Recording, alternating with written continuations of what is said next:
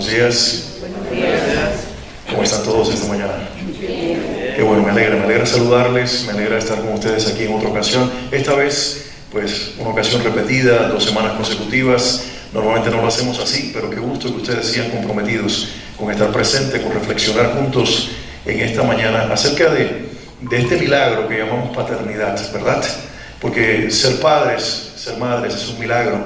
Y sobre todo el que nosotros hayamos sido incluidos en este proceso de acompañar a esas personas increíbles que son nuestros hijos hasta convertirse el día de mañana en los adultos que deben de ser, con nuestra guía, con nuestra educación, con nuestro compromiso, con nuestro acompañamiento. Y precisamente de esto vamos a seguir platicando, reflexionando, para que desde allí podamos nosotros tomar acción y seguir invirtiendo tiempo y seguir invirtiendo nuestras vidas en la vida de nuestros hijos. Y quiero que piense por un momento, igual en el tiempo, regrese en el tiempo más bien, haga uso de la memoria y recuerde ese momento especial en el cual tuvo por primera vez a su hijo o a su hija en sus brazos. Señora, mamá, ¿qué recuerda de ese momento? ¿Qué le produce ese recuerdo ahora que lo está recordando? Usted, papá, señor caballero, ¿qué recuerda de ese momento cuando tuvo a su pequeña, a su pequeño por primera vez en sus brazos? ¿Ya tienen el recuerdo allí fresco en la memoria, verdad que sí? ¿Qué produjo ese momento? ¿Qué sentimientos se generaron? Me gustaría escucharles a algunos de ustedes en ese instante en el cual ustedes pudieron tener por primera vez, aunque la mamá quizás con mayor ventaja de llevar 9 meses al bebé o la bebé en el vientre, de sentir las pataditas, los cambios, el crecimiento de la pancita, pero igual no es nada comparado con que finalmente el bebé llegue, haga presencia, esté allí, la mamá la tenga por primera vez en sus pechos a su niña, a su niño, la abrace, sienta el calor, lo que genera ese momento, y los papás ni se diga, que finalmente ya está fuera, los tenemos en nuestros brazos. ¿Recuerdan lo que sintió? ¿Me quieren compartir algunas de esas emociones, sentimientos que generó ese momento y que todavía, a pesar del tiempo, están frescos en nuestra memoria? Les escucho a usted, señor. Pues primeramente fue mucha alegría. Alegría, claro. Y después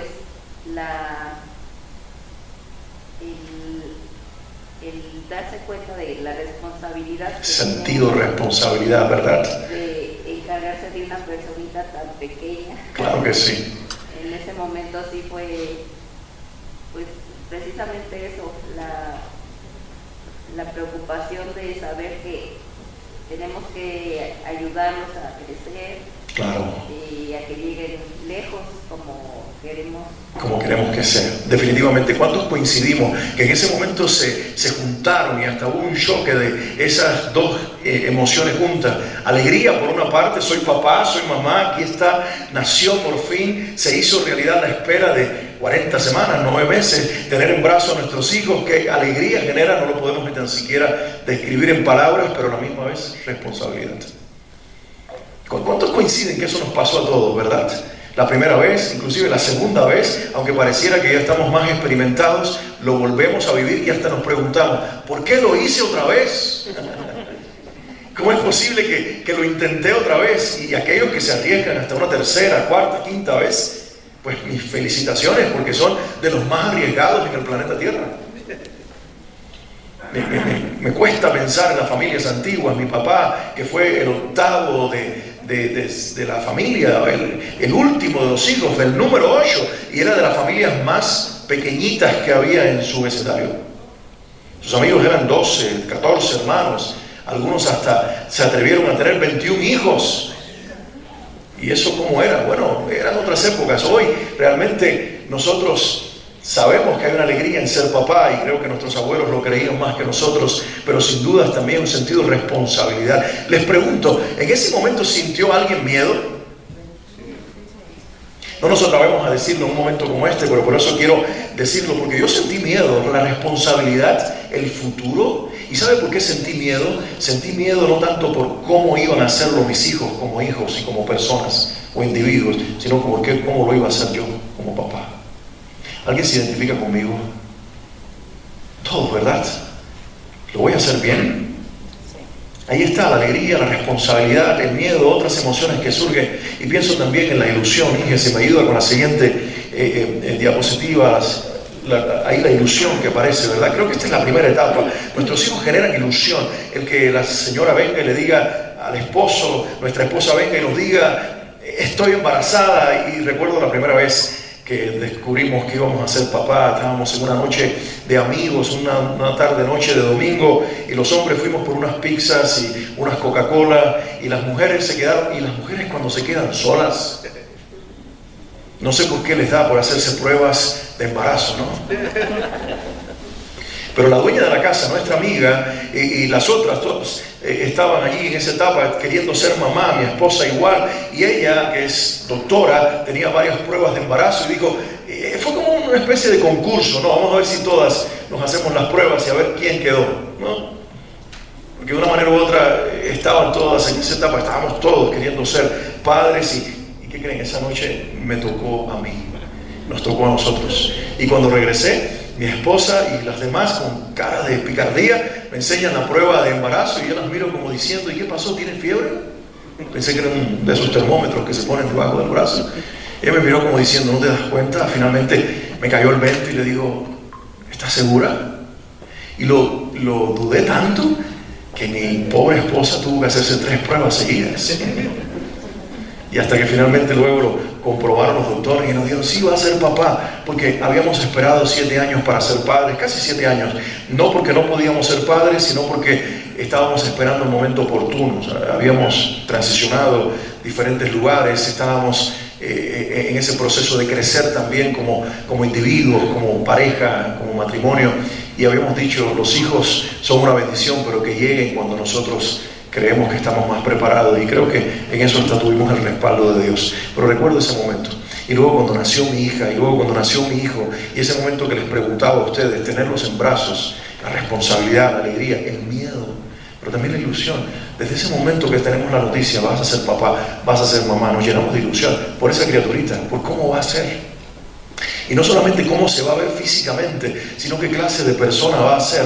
Y en parte no nos damos cuenta de que esa persona en quienes ellos se convertirán dependerá mucho de cómo los eduquemos en casa, de qué les inculquemos, de qué valores les sembremos, de qué clase de familia nosotros estamos construyendo. Pero igual nos gana la ilusión y tenemos sueños y expectativas y hasta ambicionamos que nuestros hijos sean de alguna manera. Y algunos, y esto es quizás un aspecto negativo, pero igual lo vivimos, lo vivieron nuestros padres, a veces nos equivocamos nosotros también, creyendo que nuestros hijos van a ser una mejor versión de nosotros. Por ejemplo, nos falta el papá que dice, mi hijo va a estudiar la carrera que yo no quise estudiar, mi hijo va a ser el doctor que no me atreví a hacerlo yo, mi hija va a ser, no sé, la veterinaria que no me atreví a hacerlo yo, y queremos que nuestros hijos cumplan sueños profesionales, sean mejor versión que nosotros como personas.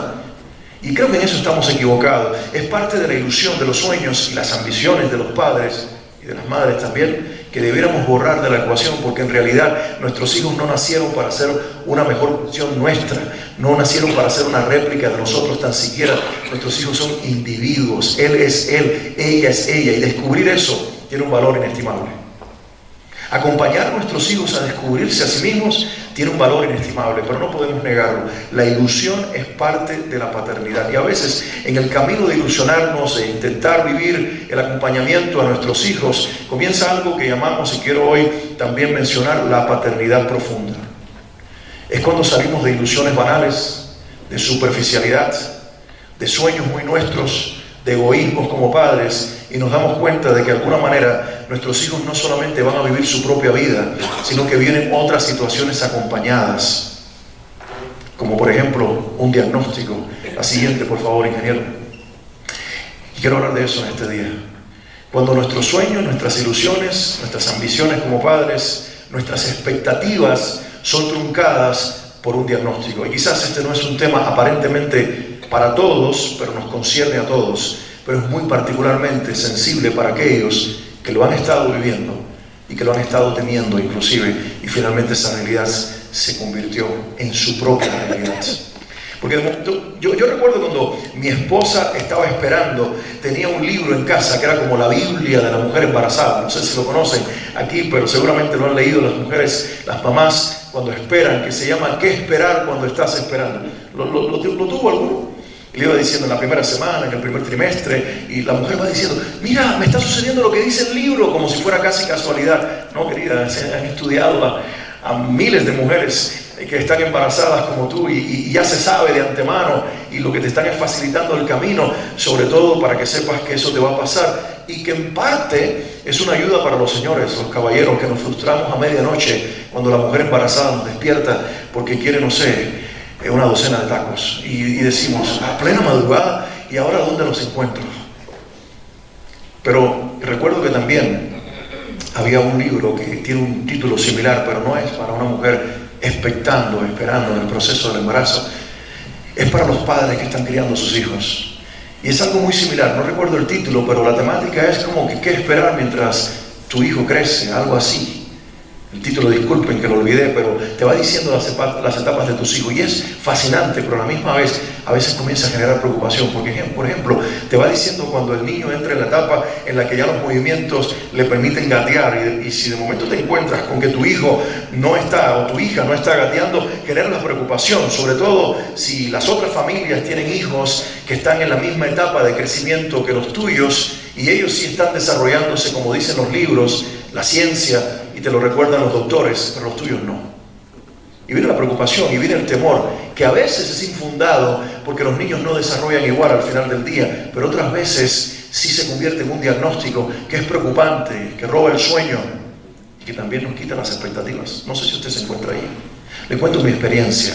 Recuerdo cuando nuestra primera hija, nuestra chiquita, estaba en su etapa en que debía comenzar a gatear, y mi esposa comenzó a decirme, la niña no tiene la movilidad que debería tener, no tiene la fortaleza en sus piernas que los libros dicen, los doctores confirman que debería tener. Y yo le decía, no te preocupes, es que está gordita, es que a lo mejor no es muy, no sé, va a ser vaguita, no sé, le decía yo, para que se estuviera tranquila. Y ella me decía, no, fíjate que no tiene movilidad. Y cierto, nuestra hija no gateaba. Nuestra hija no tenía el movimiento que otros niños de otras amigos y amigas habían nacido casi en la misma etapa, y sí habían tenido ese desarrollo normal. Y luego fuimos a la doctora, y la doctora le pidió hacer algunas pruebas, y fuimos y se las hicimos, y las pruebas confirmaron que al nacer nuestra hija había nacido con una malformación en la base de la columna vertebral. Y ahí digamos que donde está todo el enrollado, ese cableado de toda esta información neuronal que está ahí, inclusive a través de la columna vertebral que permite la movilidad de las piernas, por esta malformación no estaba funcionando bien. Científicamente tiene una explicación, había una razón. La doctora nos dijo, mire, lo más probable es que no vean a su hija gatear, y lo más probable, les tengo que ser muy sincera, es que su hija no va a caminar. No es que no va a caminar a tiempo, es que su hija no va a caminar. De momento todos nuestros sueños, todas nuestras expectativas, el ver a nuestra hija desarrollarse normal, pensar, vamos a ir a un parque a correr, vamos a verla en la vida funcionar bien, psicomotoramente, físicamente, y de momento el aparente diagnóstico, la realidad, la prueba que está ahí arrojando, inclusive con la ciencia moderna casi uno podía ver una fotografía de la zona afectada y nos podían explicar de una manera gráfica y decir, ven esto aquí, y compararlo como se veía normalmente, y nosotros asustados, temerosos, tristes, quizás frustrados con la vida y con todo. En esos momentos se vive un duelo, y no tanto por el hijo, por la hija, por lo que padece, se vive un duelo por la expectativa que como padres tenemos que se trunca. Y nuestra doctora nos dijo, la pediatra de nuestra hija nos dijo, miren, voy a tener que repetir la prueba a los 11 meses para definir si finalmente este grado de malformación que tiene su hija en su cuerpo confirma que no va a poder caminar, y trataremos de hacer algunos procedimientos, pero no va a tener la posibilidad, quizás si es así, corroborado, y el diagnóstico de caminar, sino con ayuda de otras cosas. Y nosotros dijimos, wow, qué situación, ¿verdad? Pónganse en los zapatos de dos padres primerizos, todavía jóvenes, inexpertos, que se encuentran con este desafío, que miran a su criatura, que la quieren ver feliz, y que saben que parte de la felicidad es la funcionalidad, y que quizás no la va a tener completamente. Y fueron meses de espera, meses de mucha oración, meses de muchas noches quedarnos despiertos, hablando de nuestra preocupación y conversando también con Dios, suplicando un milagro que para los que tenemos fe en esos momentos es muy importante. A veces chocando con las miradas de familiares y amigos que con cierta lástima nos veían sabiendo de nuestra situación y que decían, ¿cómo lo van a enfrentar? Qué difícil va a ser. Y llegó casi la fecha antes de que le hicieran la prueba. Mi esposa, recuerdo que estaba reticente. Nuestra hija había que ponerle anestesia general, siendo muy bebita todavía. No sabíamos si su corazón iba a responder bien. Ella tenía temores como madre. Yo la acompañaba a procesar la idea de que era algo que teníamos que enfrentar si no había un cambio antes de la fecha. Y mi esposa decía: no sé si estoy preparada para recibir un diagnóstico definitivo, no sé si estoy preparada para ver a mi hija ser dormida por la anestesia, no sé. Y ese acompañamiento en ese proceso, esas noches complicadas, esos días igual de complicados se fueron alargando hasta que en nuestra historia hay un final feliz en este caso, porque de momento nuestra hija comenzó a tener la movilidad que no había tenido durante meses. Nuestra hija nunca gateó. Nuestra hija sorpresivamente pasó de no tener movilidad a fortalecer sus piernas, y un buen día se me ocurre tomarla de los brazos y veo que ella sí logró sostener sus piernas en el suelo. No se lo dije a nadie, me quedé con esa idea, ni tan siquiera a mi esposa. No quería sembrarle sentimientos e ideas incorrectas. Pero un amigo después, unos días que después de ese momento que yo había vivido a solas con mi hija, se le ocurre hacer lo mismo, y él lo hace enfrente de todos, sin pensar en nuestra situación, en lo que habíamos vivido y cuán sensible podía ser ese momento. Pero sin embargo funcionó. La niña, sus piernitas fueron fortalecidas y comenzó a dar pasitos acompañadas por este amigo de la familia, y de momento él se atrevió a soltarle. Nosotros temerosos: no lo hagas, casi que gritamos: no lo hagas, porque la niña, para nuestro parecer, no podía hacerlo. Las pruebas habían arrojado preliminarmente que tenía esta condición, pero frente a nuestros ojos nuestra hija comenzó a caminar. ¿Se imaginan lo que sentimos? Lo que experimentamos. ¿Se imaginan la satisfacción que nosotros tuvimos cuando entramos a la consulta de nuestra doctora, a su oficina, a su práctica, acompañados de nuestra bebé, dando sus pasos, y la doctora mirarnos con unos ojos asombrados, feliz junto con nosotros, diciendo: ¿qué pasó? Y esta sorpresa, justo una semana antes de hacerle su prueba. Sí, tengo que decirlo públicamente, Dios nos respondió y nos regaló un milagro. No tengo otra explicación, la ciencia no la tiene. Nuestra hija no podía caminar, todavía se queja a veces con sus 20 años de algunos dolores en la zona, de ciertos calambres, de ciertas cosas que le recuerdan. Le decimos a veces con cierta broma: no es para que no te olvides de que eres de alguna manera un bebé milagro, que viviste una experiencia. Pero ahí está el recuerdo de algo que podía haber sido peor. Y nuestra hija la vimos hacer ballet hasta la adolescencia. Ella misma decidió parar y no seguir el ballet. La vimos ir a subirse en una plataforma como esta con otros niños y niñas de su edad y bailar y ver nuestros sueños hechos realidad y cumplir momentos. Qué lindo, ¿verdad? Pero la vida no siempre es así. Los finales no siempre son color de rosa. Los diagnósticos aparece el duelo, porque nuestras expectativas se desvanecen, surge el miedo, a veces la frustración, ¿verdad? Están ahí presentes la culpa, la duda. Miramos quién es el culpable. ¿Quién es el culpable? Unos amigos que recibieron el diagnóstico con sus hijos de un síndrome, en algún momento comenzaron a buscar culpables, y ella se autojuzgó, se autoculpó. Ella preguntó: ¿será que yo fumaba mientras estaba embarazada de nuestros hijos? Y frente al diagnóstico de sus hijos se puso como culpable. Qué bueno que su esposo no aprovechó el momento para decirle: claro, yo sabía que de algún lugar había salido, fue el humo de tu cigarro, fue tu decisión, informal o quizás poco saludable. No, él la dijo: no, mi amor, no es momento para buscar culpables, es momento para enfrentar nuestra realidad, porque los diagnósticos separan, frustran, confunden, nos hacen pelearnos y perder la perspectiva en la vida. ¿Y qué hacer frente a un diagnóstico? De eso se trata. La siguiente, por favor, ingeniero, es la aceptación. La aceptación tiene que llegar. Tenemos que pasar de la etapa en que nuestra vida se ve truncada, nuestros sueños como padres se ven truncados, el dolor llega, las dudas llegan, la culpa llega. Todos los que hemos tenido un hijo con un diagnóstico nos encontramos en algún momento ahí, en la esquina del temor, acorralados por el miedo, buscando culpables, buscando razones, llenos de dudas, de incertidumbre.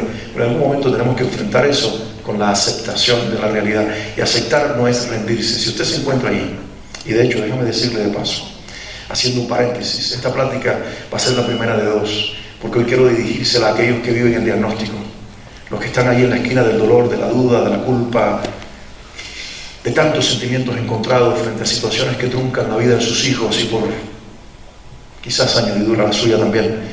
Pero la segunda plática que hablaremos a mediados de mayo, cuando nos encontremos otra vez, va a ser acerca de cómo nosotros procesar, los que estamos fuera pero estamos cerca, el acompañamiento a familias que tienen diagnósticos, que enfrentan síndromes y que tienen hijos que no pueden funcionar igual que los demás.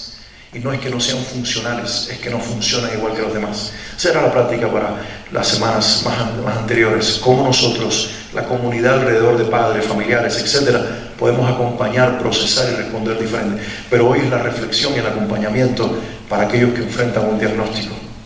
Y también, debo decir de paso, si usted necesita ayuda, no se quede en el silencio. Háganoslo saber, por favor.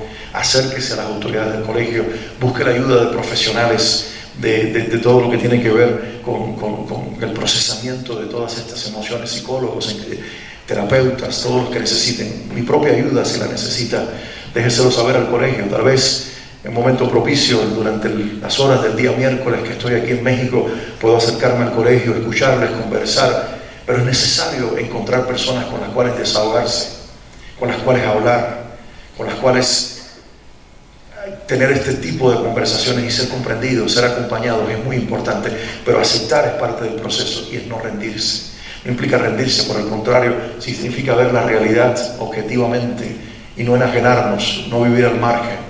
Porque aquellos que no aceptan la realidad terminan escapando, quedándose en casa, pero escapando quizás detrás de la tele, quizás detrás de un hobby, de la ausencia, de la falta de compromiso. Otros terminan yéndose completamente y dejando a sus hijos abandonados, y es producto de la no aceptación.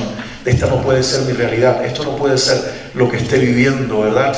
Recuerdo nuestros amigos, precisamente la pareja donde en su casa nosotros tuvimos la noticia de que nuestra hija estaba ya en el vientre de mi esposa, que mi esposa estaba embarazada, íbamos a ser papá. Unas semanas después, esta chica quedó embarazada también, ella lo estaba buscando y fue el comienzo de una tragedia que vivieron durante largos años. Tuvo 13 pérdidas de embarazos, no una, no dos, 13 pérdidas. Y no puedo decir otro número, porque eso fue, ¿cuánto dolor, verdad? Y finalmente quedó embarazada. Y finalmente pudo tener, después de tantas pérdidas, de tanto dolor, de tantos años de espera, nació su primera hija. Y ahí comenzaron a disfrutar a su niña, y luego de que la niña ya iba creciendo, 2 años de haber nacido, de haber llegado a la vida de ellos, de que el milagro ocurriera, de que los sueños que se truncaron ante cada pérdida de embarazo se habían hecho realidad, que en esta niña, ella quedó embarazada de su segundo hijo, y esta vez les dijeron van a ser padres de un niño varón. ¡Wow! Recuerdo a mi amigo, él dijo, el primer nombre de mi hijo va a ser el mío. Tú le vas a poner a mi hijo como yo me llamo, como hombre, en fin, ¿no? ¿Verdad? Mi papá lo hizo conmigo, ¿no? Y dijo, vas a tener mi nombre, que es el de tu abuelo, y pasaba en las familias, y sigue pasando. Dijo, mi hijo se va a llamar como yo, y tenía el nombre combinado. Y mi amigo es aficionado del béisbol, tiene tarjetitas de béisbol, ha invertido mucho dinero en esto, jugaba en su escuela preparatoria, en la universidad, inclusive su hermano también, han estado muy vinculados al deporte. Y él dijo, llegó mi hijo, lo voy a poner en el deporte desde muy temprano.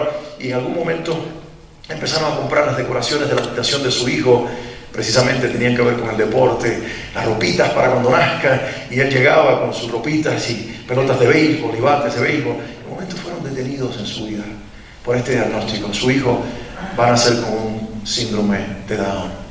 Su hijo va a ser Down syndrome. Su hijo tiene un cromosoma extra. ¿Te imaginas? De momento mi amigo, entre lágrimas, me decía, mi hijo no va a poder jugar al béisbol, mi hijo no va a ser normal, mi hijo va a tener una condición. ¿Y esto cómo es posible que nos esté pasando a nosotros después de tantas pérdidas? Mira, nuestra hija está sana, ¿por qué mi hijo tiene que venir? Y le decía, bueno, piensa en esto por un momento, no puedes cambiar la realidad. Los doctores le ofrecieron la alternativa de que aunque era un embarazo tardío, ellos podían tomar la decisión de no continuar. Pero son gente de fe, son gente que cree en la vida, y dijeron, vamos a ser padres de los dos. Pero igual él tenía preguntas, tenía dudas, y entre lágrimas me decía, mis sueños se están yendo con esta realidad, ¿cómo lo enfrentamos? Toca aceptarla, toca enfrentar la realidad, le decía. Toca aceptar que por alguna razón ha sido seleccionado para ser el padre de una persona especial. Y literalmente el niño lo es, ya tiene 12 años. Y si alguno conoce de cerca a un niño con síndrome de Down, va a saber que son las personas que más amor expresan a su alrededor. Los que hemos tenido niños con este síndrome cerca de nosotros, sabemos que son las personas que vienen y te abrazan y nunca te piden disculpas por ese abrazo rompecostillas, que siempre están felices, que puedes tener tu peor día y vivir tu depresión más crónica y ellos no les interesa, ellos vienen a sacarte la sonrisa, a sacarte de tu tristeza y alegrarte la vida. Creo que son una bendición para este mundo. A veces nosotros que tenemos de cerca a este niño, a veces le digo a mi esposa, ¿sabes qué? Él me enseña tanto. Me enseña a no caerme, me enseña siempre a estar feliz, me enseña a abrazar cuando no tengo deseos de hacerlo, me enseña a regalarle sonrisas a aquellos que tienen cara de bulldog, me enseña, él llega y si estás en tu peor actitud no le interesa, él viene con un good morning, un buenos días en su lenguaje a veces difícil de entenderse, su abrazo que nunca te pide permiso, es una bendición, ¿saben? Pero aceptarlo fue muy difícil, aceptar es parte del proceso. Y nos permite actuar con claridad, la aceptación. Mire, aceptar cualquier diagnóstico, condición, espectro donde se encuentren sus hijos es muy importante. Es muy importante, porque si no lo hacemos, los vamos a abandonar. Si no lo hacemos, vamos a caer nosotros en una crisis familiar, en una crisis personal que nos va a terminar destruyendo. Si no lo hacemos, al final todos vamos a perder en casa. La aceptación es necesaria porque nos permite actuar con claridad, nos abre los ojos, ver la realidad tal cual es. Y cuando lo vemos de esa manera nos damos cuenta que lo peor a veces no es la condición ni el diagnóstico, sino las respuestas equivocadas que nosotros les damos a las situaciones de nuestros hijos. Les cuento otra historia porque vivimos de cerca muchas situaciones en lo personal como también en la vida de nuestros amigos. Tenemos otros amigos que ellos tuvieron una niña preciosa. Ellos, no sé, son de esa gente que el padre es güero, la mamá no es tan güera, pero es muy blanca de piel, el pelo o negro, pero de ojos claros, él tiene los ojos azules, ella tiene los ojos color miel, y los niños le salieron súper güeros. La niña cuando nació, preciosa, niña güera, de ojos azules, no quiero decir que los morenitos no lo seamos, pero esta niña como que era bella, era linda, con una personalidad increíble, y luego ellos dijeron, si nos quedan también los niños, pues tengamos más. Y nació el segundo, y sin casi darle tiempo al segundo llegar a este planeta y disfrutar ser parte de esta familia, ella, digo siempre bromeando, ni esperaron la cuarentena, ya quedó embarazada al siguiente. Y en poco tiempo eran padres de 3 niños pequeños, pero ¿qué sucedió? Muy pronto se dieron cuenta de que sus 2 hijos, los varones, los 2 que nacieron de último, no tenían un desarrollo esperado. Ellos tenían comportamientos diferentes. Ellos cuando comenzaron a caminar, caminaban en puntitas de pie. Ellos cuando escuchaban la música se tapaban sus oídos. Ellos emitían gritos casi guturales. Tenían comportamientos que finalmente fueron ya diagnosticados con un síndrome de autismo, los 2. La familia cambia, la dinámica familiar cambia. La hermana mayor deja de ser una niña que tiene toda su atención para convertirse en la hermana de 2 niños con una funcionalidad diferente, con un síndrome. Pero esta gente tuvo una capacidad de aceptar esto impresionante. Son de esas personas que en la vida vemos y decimos, me quito el sombrero.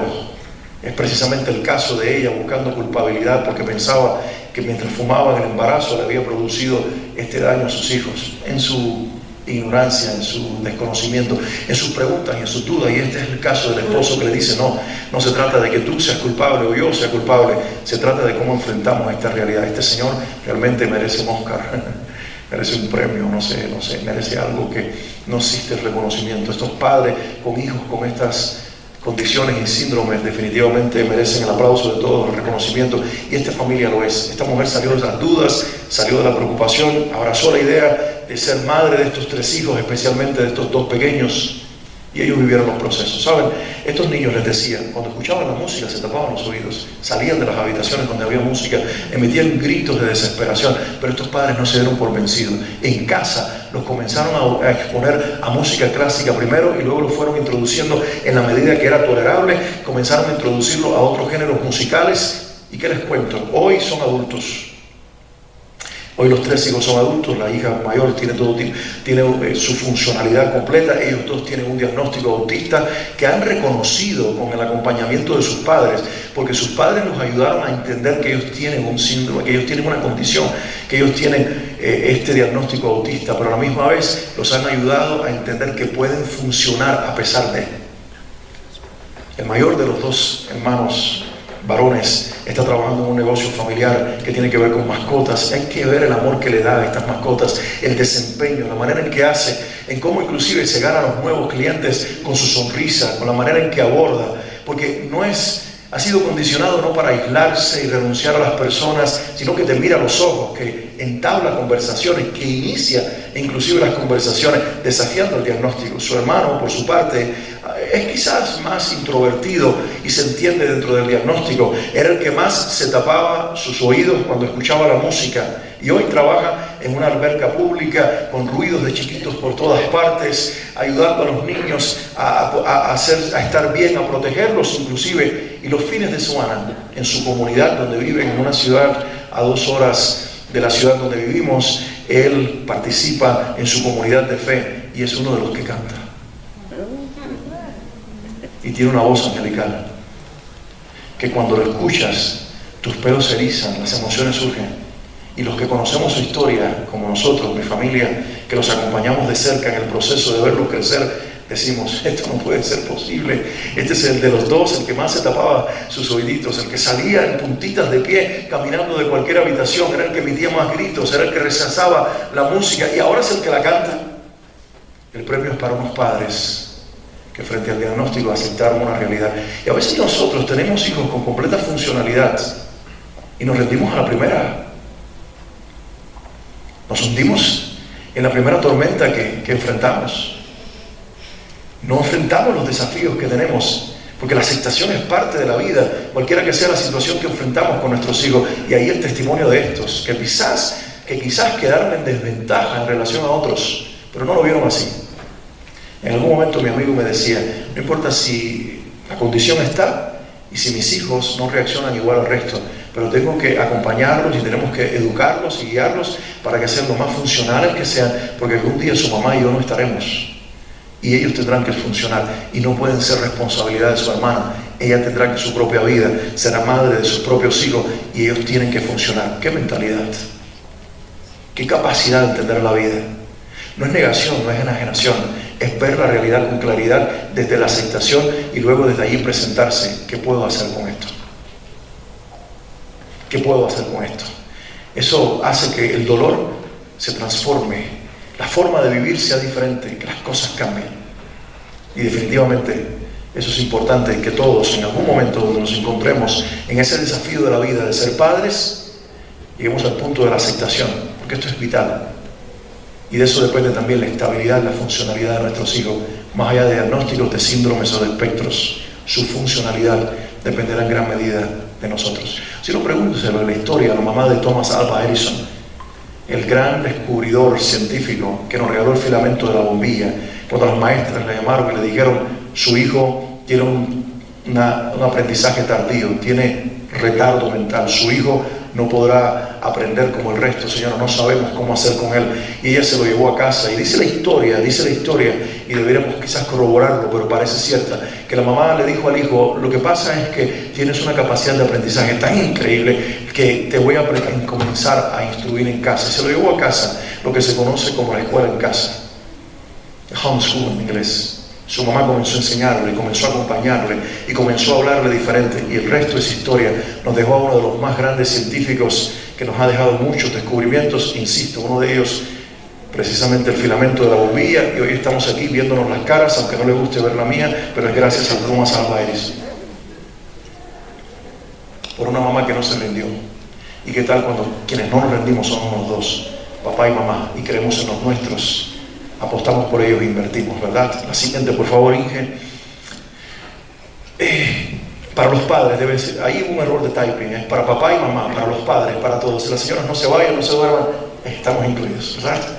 Así que es para nosotros los papás. ¿Qué hacer al respecto? Bueno, entender esto, las emociones son válidas. Cuando enfrentamos una situación en la vida que nos detiene y nos frena, en sueños, en expectativas, en ilusiones, en la crianza de nuestros hijos, cambia por un diagnóstico o alguna otra situación, surgen emociones. Sí, siempre están presentes, para bien, para mal. Las emociones son parte de la vida, nos producen algo positivo, a veces no tan positivo, pero son parte de la vida. Señores, procesar emociones, aceptarlas, hablarlas, reconocerlas, es necesario. No las niegue, no las reprima, porque eso es lo que le pasamos a nuestros hijos. En gran parte, el triunfo de nuestros amigos con sus 2 hijos en el espectro autista es porque precisamente ellos no reprimen emociones.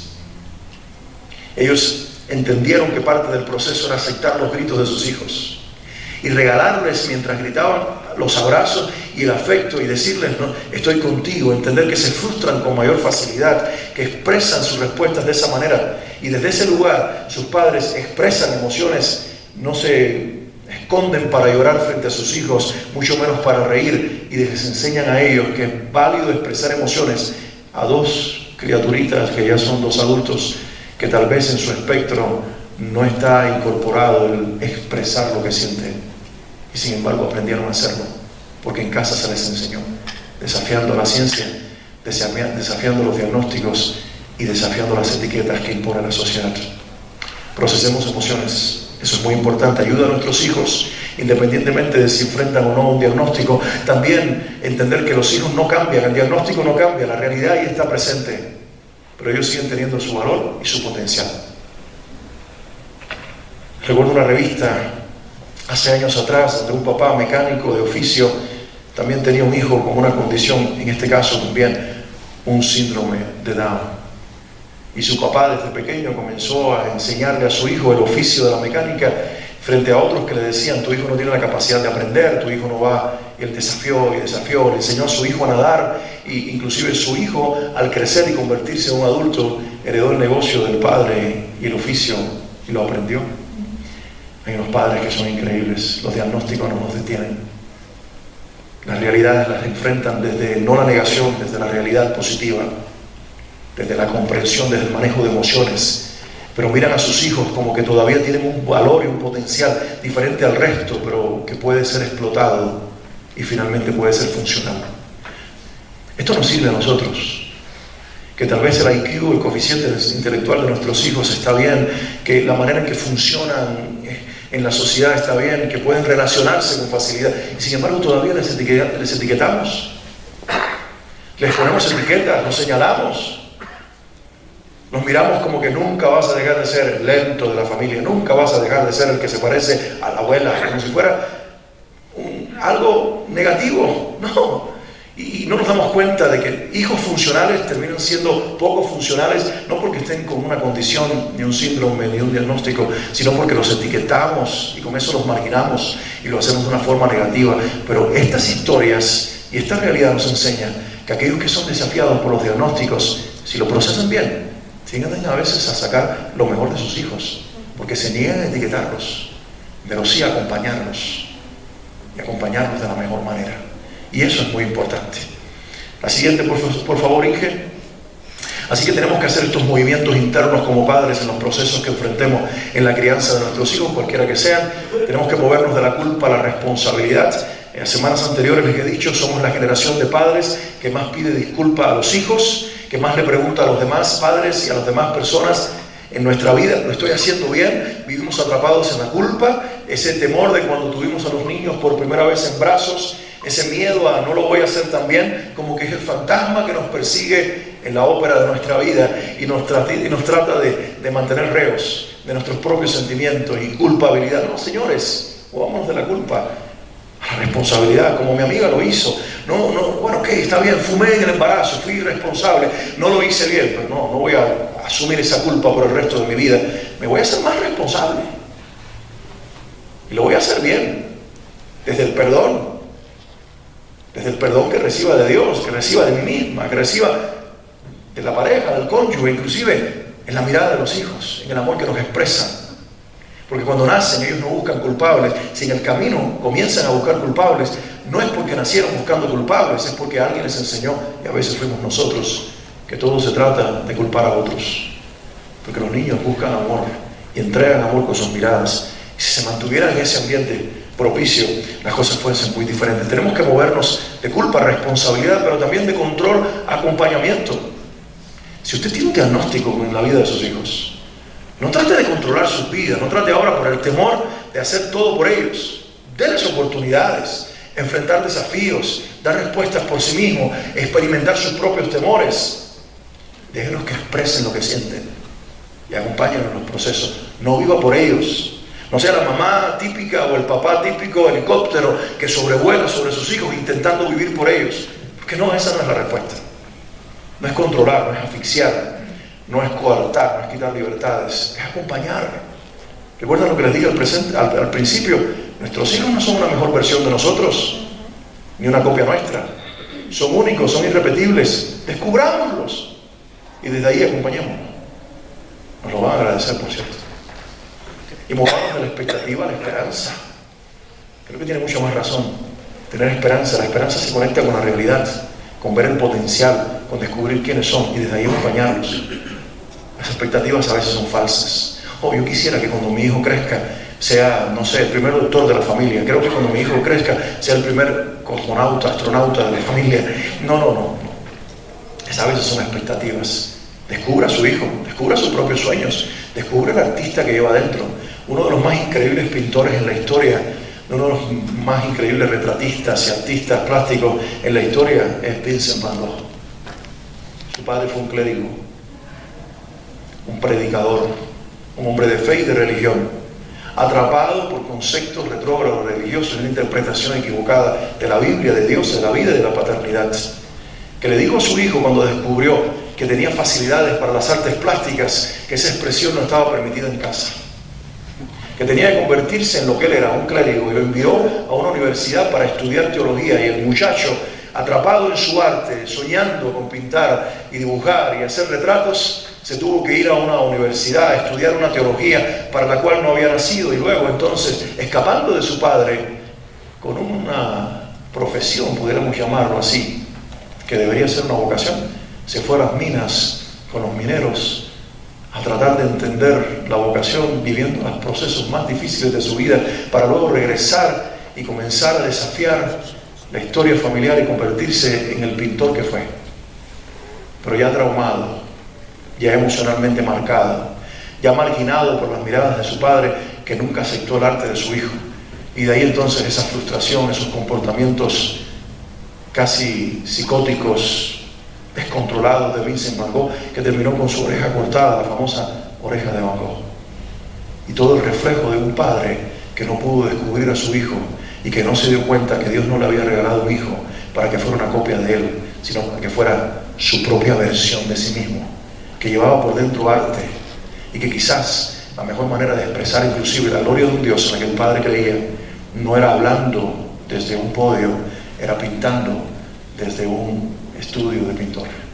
A veces no entendemos a nuestros hijos, les castramos los sueños, los marginamos en los nuestros, los atrapamos en nuestras propias historias personales y queremos que ellos continúen esos ciclos de vida que por generaciones nuestra familia ha vivido. En nuestra familia todos educadores, pues tendrás que serlo también. No, ¿qué tal si quieres ser ingeniero? Todos contadores. No, ¿y qué tal si quieres ser maestro de historia? Y así queremos entonces, no es comerciantes, tienes que aprender el comercio, el negocio de la familia. Está bien que lo aprenda, pero quizás en el camino le diga, papá, lo mío es el deporte, lo mío es la natación, tal vez el fútbol. Hay demasiados futbolistas, es un camino difícil. Anímelo, acompáñelo, enséñale el oficio, el negocio de familia, pero también acompáñalo en sus propios sueños, porque nuestros hijos tienen potencial. Eso es vivir con esperanza, es descubrir el sueño, el potencial, la persona que tenemos en casa y desde allí acompañarlos. La siguiente, por favor. Ingeniero, por supuesto, esto siempre lo decimos, hagamos presencia. No nos aislemos. Algunos se van para siempre, físicamente hablando. Otros se quedan, pero igual también se fueron, porque están en algún lugar, atrapados en la realidad virtual, atrapados en sus propios pensamientos, atrapados en su silencio casi destructivo, atrapados en las miradas perdidas, en la falta de contacto visual, en no tener afecto, ni brindarlo, ni ofrecerlo, en nunca tener una conversación profunda, un momento de familia que se disfrute. Y eso no ayuda, mucho menos cuando hay un diagnóstico en casa, como hemos venido hablando, no ayuda, sino que la participación, el compromiso, la presencia es indispensable. Y una más y terminamos, por favor, ingeniero, el impacto del acompañamiento. El entorno que nosotros tengamos en casa es esencial, sobre todo cuando hay un diagnóstico. El diagnóstico tiende a deprimir, tiende a entristecer, tiende a cambiar la dinámica familiar, pero ahí nos vamos a quedar. Hay un momento para eso, pero en algún momento los adultos tenemos que ser los primeros en salir de esa realidad y cambiar el entorno familiar, tratar de dar toques de alegría, de positivismo, de fe, de esperanza, de creer que sí se puede. Y por qué no también que la funcionalidad sea que las relaciones no se vuelvan más tensas porque llegó un diagnóstico, porque enfrentamos una situación con los hijos, que no sean los gritos, los ataques verbales, la agresión psicológica o verbal, inclusive a veces física. Si eso es lo que funciona en casa, no funciona en casa. Los hogares tienen que ser funcionales desde el respeto, desde el amor, desde el acompañamiento, desde el compromiso de cada quien, no buscando en el otro el culpable, sino cada uno asumiendo su responsabilidad.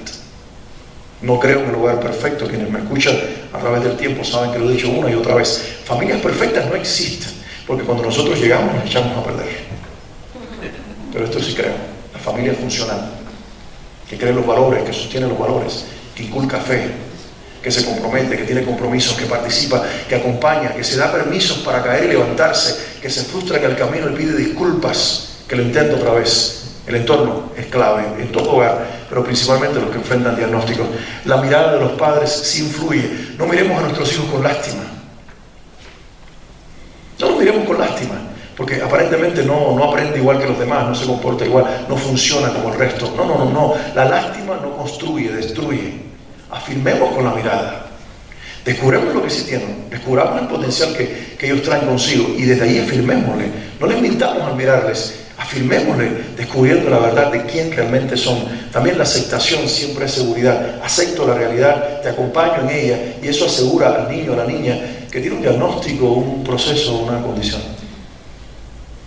Ellos también lo abrazan, lo reconocen, pero no se dejan aplastar por ello. Aprenden a convivir con su realidad e inclusive aprenden a crecerse en su realidad. Y por último, la relación define el futuro. ¿Cómo nos estamos relacionando con nuestros hijos hoy? Determinará el futuro. No es la ilusión, no es lo que soñemos, no es hablar de lo que queremos que ellos sean. No. ¿Qué tipo de relación tenemos? ¿Es constructiva o destructiva? Porque el futuro psicoemocional y funcional de nuestros hijos, en todo el sentido de la palabra, dependerá de cómo hoy nos relacionamos en familia y cómo nos invertimos como padres y tutores en la vida de nuestros hijos. Gracias por llegar hasta aquí, por reflexionar juntos, por estar pendiente, por sus miradas comprometidas, por su presencia. Pero ahora salgamos de la reflexión, convirtámoslas en práctica. Sobre todo, si alguno de ustedes se enfrenta a la realidad que hoy hemos presentado, de un diagnóstico, de una condición, de un espectro, cualquiera que sea el caso. Aquí estamos para apoyarles, para escucharles, pero sobre todo hoy para animarles, que con la ayuda de Dios y la determinación de ustedes, sus hijos lo pueden lograr y sus hijos pueden florecer. Recuerden a mi amigo, ya termino con esta historia.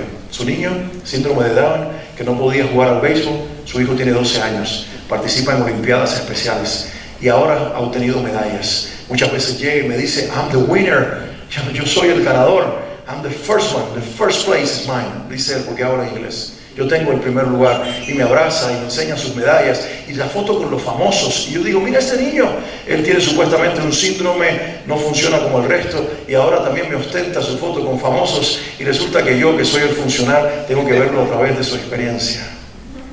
Y nos sonreímos, ¿no? Y decimos, ¿te recuerdas tu sueño? Las ropitas de beisbolista que comprabas, la habitación decorada y cómo lloraste pensando que no sería realidad y ahora tu hijo sí sostiene un bate en mano, golpea y obtiene medallas, porque los sueños no los cambian los diagnósticos, los construyen los padres determinados que permanecen en la vida de sus hijos. Gracias a cada uno de ustedes por tomar ese lugar en la vida de sus hijos. Que Dios me los bendiga y quiero que sepan que realmente están en mis oraciones. Gracias.